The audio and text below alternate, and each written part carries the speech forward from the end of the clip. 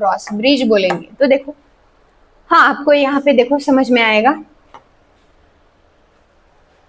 देखो ये एक एक्टिन की फिलामेंट है, एक्टिन फिलामेंट है। एक्टिन फिलामेंट में देखो अभी तक ये मायोसिन का फिलामेंट है और ये एक्टिन का फिलामेंट है। अब तक शांत है, इन दोनों में कुछ एक्टिविटी नहीं हो रही है। जैसे कि ट्रोपोनिन हट गया, ट्रोपोनिन चला गया, तो इसने मुंडे ऊपर निकालनी शुरू कर दी, यानी कि अब एटीपी, देखो एटीपी का क्या होगा, हाइड्रोलाइज होगा और वो कन्वर्जेशन किस में हो जाएगा, एडीपी में कन्वर्जेशन हो जाएगा। तो इसने मुंडी ऊपर निकाली, मुंडी ऊपर निकालने के बाद ये थोड़ा इस तरफ खिसकेगा, देखो ये इस तरफ खिसकेगा और इस एक्टिन को इधर डालेगा। देखो ये मायोसिन ऐसा है, ऊपर एक्टिन है, ये अब तक शांत बैठा था, ये मुंडी ऐसे, देखो ये मुंडी ऐसे करके बैठा था अभी तक। जब ट्रोपोनिन की टोपी हटी तो मायोसिन ऐसे मुंडी ऊपर कर दिया और ऊपर करने के बाद इस एक्टिन को अंदर की तरफ खींचेगा बेटा। ये हो गई हमारी स्लाइडिंग फिलामेंट थ्योरी। तो देखो अब इसमें क्या क्या हो सकता है, तो चांसेस देखो, मुझे बताओ जब कॉन्ट्रैक्शन ऑफ मसल होगा तो एक्टिन और मायोसिन की चेन तो छोटी नहीं होगी, तो याद रखो एक्टिन और मायोसिन के चेन में कुछ फर्क नहीं पड़ेगा। तो क्या होता है, तो देखो ये एक्टिन थोड़े क्या होंगे बेटा, पास पास आ गए, ये ज्यादा ही पास हो गए थोड़े, ये एक्टिन पास आ जाएंगे। तो देखो एक्टिन पास आ गए, लेकिन एक्टिन के लेंथ को कुछ फर्क पड़ेगा क्या बेटा, नहीं। और मायोसिन की लेंथ कुछ होगी क्या, नहीं, कुछ नहीं होगा। लेकिन जो देखो ये आई बैंड, पहले आपने देखा होगा कि आई बैंड के लिए जगह थी, लेकिन अब मायोसिन जाके एक्टिन में घुसते हुए चला गया, यानी कि क्या हो गया बेटा, अभी इसमें आई बैंड की उतनी जगह होगी क्या, नहीं, आई बैंड भी कम हो जाएंगे। और जो इधर बीच में जो एच जोन था, एच जोन भी क्या हो गया, डिक्रीज हो जाएगा, ये बात याद रखो। फिर देखो डिफरेंस बिटवीन रेड और व्हाइट मसल के बीच में आपको थोड़ा सा पढ़ना है। रेड यानी कि आपको थोड़ा सा क्लिक हो रहा होगा, हमारा ब्लड रेड है क्योंकि हीमोग्लोबिन है। हीमोग्लोबिन क्या ट्रांसपोर्ट करता है, ऑक्सीजन को ट्रांसपोर्ट करता है। वैसे ही रेड मसल में मायो, देखो इसमें अभी पढ़ेंगे ही, तो देखो रेड मसल में ये कॉन्ट्रैक्शन इज लेस पावरफुल होता है और मसल में कॉन्ट्रैक्शन इज मोर पावरफुल होगा। This muscle is involve in prolonged and continued activity, और इसमें देखो fatigue occur slowly, depends on cellular respiration.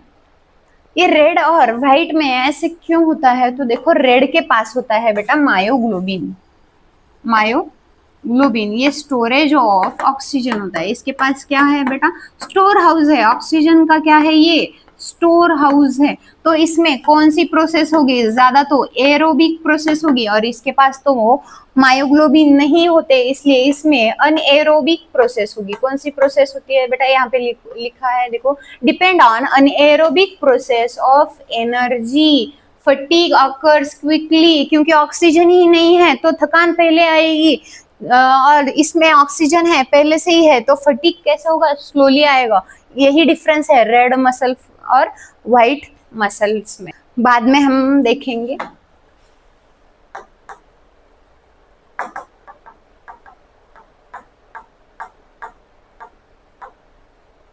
Disorder, तो देखो अब आएंगे हम मसल के डिसऑर्डर पे। कहाँ पे आएंगे बेटा, ये मसल के डिसऑर्डर पे। तो देखो मसल के डिसऑर्डर्स आपको कितने इधर आपको एनसीईआरटी में दिए गए हैं बेटा, 5। एक अर्थराइटिस दिया है, दूसरा ओस्टियोपोरोसिस, तीसरा गट, और चौथा टिटैनी, 5th वन मस्कुलर डिस्ट्रोफी, और 6th वन है माइस्थेनिया ग्रेविस। तो पहले हम पढ़ेंगे, तो देखो अर्थराइटिस, देखो अर्थराइटिस यानी इन्फ्लामेशन ऑफ जॉइंट, जॉइंट्स की जगह सूज आना, इसको हम क्या बोलेंगे बेटा, अर्थराइटिस। बाद में देखो ओस्टियोपोरोसिस, ये एज रिलेटेड डिसऑर्डर है, leads to decrease in bone mass. तो देखो जैसे जैसे एज होती है वैसे वैसे बोन का डिग्रेडेशन यानी कि बोन का फैगोसाइटोसिस होता है।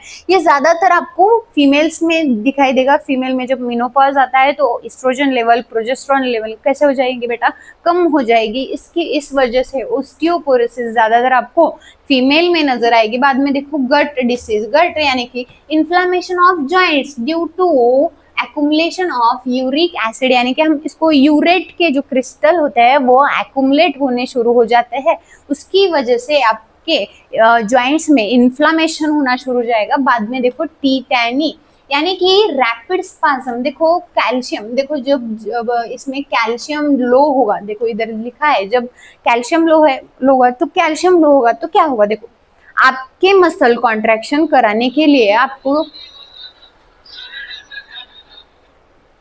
तो देखो आपके मसल कॉन्ट्रैक्शन कराने के लिए किसकी जरूरत पड़ती है, कैल्शियम की जरूरत पड़ती है। अगर कैल्शियम ही नहीं होगा, कैल्शियम लो होगा तो मसल कॉन्ट्रैक्शन होगा क्या बेटा, नहीं। कैल्शियम ट्रोपोनिन को लेके जाएगा क्या, नहीं। ट्रोपोनिन नहीं गया तो एक्टिन और मायोसिन में फिलामेंट, देखो जो फिलामेंट थ्योरी हमने पढ़ी है वैसा कुछ होगा क्या, मसल कॉन्ट्रैक्शन होगा क्या, नहीं होगा। इसकी वजह से क्या होता है, टिटैनी होता है, यानी कि रैपिड स्पाज्म आ जाता है। तो बाद में देखो मस्कुलर डिस्ट्रोफी यानी कि progressive degeneration of skeletal muscle mostly due to genetic disorder. ये देखो जेनेटिकली है, यानी कि अगर ये पीढ़ी से आगे वाली पीढ़ी को जाता है, ये ऐसा डिसीज है मस्कुलर डिस्ट्रोफी, इसमें तो हम कुछ कर नहीं सकते। बाद में देखो माइस्थेनिया ग्रेविस एक ऑटो इम्यून डिसऑर्डर है, यानी कि बॉडी के खुद के ही सेल क्या करने लग जाएंगे, उसको किल करने लग जाएंगे, उसको बोलते हैं autoimmune disorder affecting neuromuscular junction leading to paralysis of skeletal muscle. देखो क्या होता है, न्यूरॉन का सिग्नल ही कहाँ तक नहीं पहुंच रहा है बेटा, मसल तक नहीं पहुंच रहा है, तो क्या हो जाएगा, अब मसल कॉन्ट्रैक्शन होगा क्या, नहीं होगा। और देखो मसल से, देखो न्यूरॉन से क्या आ रहा है, एसिटिल कोलिन भी आ रहा है, लेकिन जो मसल पे जो रिसेप्टर है वही अगर खराब हो गए होंगे तो उन दोनों में जो न्यूरोट्रांसमीटर आया है वो मसल के अंदर जा पाएगा क्या बेटा, नहीं जा पाएगा। इसलिए क्या होता है, माइस्थेनिया ग्रेविस डिसीज होता है। तो ये हो गए डिसऑर्डर मसल के बारे में कुछ।